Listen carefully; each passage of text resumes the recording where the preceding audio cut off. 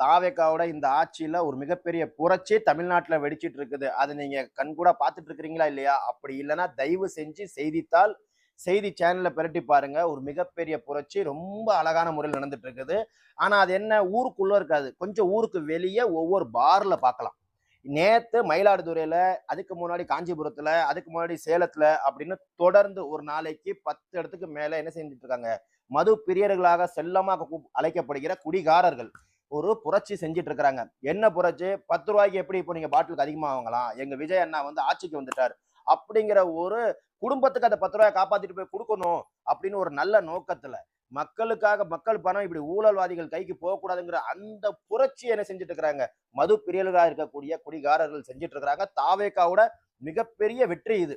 ஏன்னா, இதுவரைக்கும் சமூகத்துல வந்து குரல் எழுப்பாத மது பிரியர்கள் இப்படி தனக்கு எதிர தனக்கு இழைக்கப்படுகிற அநீதிக்கு எதிரா என்ன செஞ்சிருக்காங்க? குரல் எழுப்பிட்டு இருக்கிறாங்க.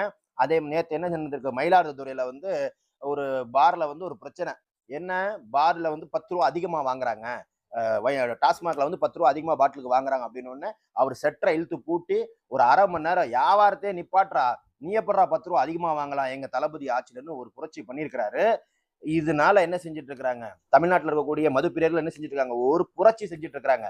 ஆனா எனக்கு ஒரு கேள்வி இதுல வருது. இந்த ஆட்சி மாற்றம் நடந்து ஒரு 10 நாள் ஆயிடுச்சு. அதுக்கு முன்னாடி 2 மாசமா என்னது கிடையாது. காம்பந்து அரசு தான். திமுக வந்து கிடையாது.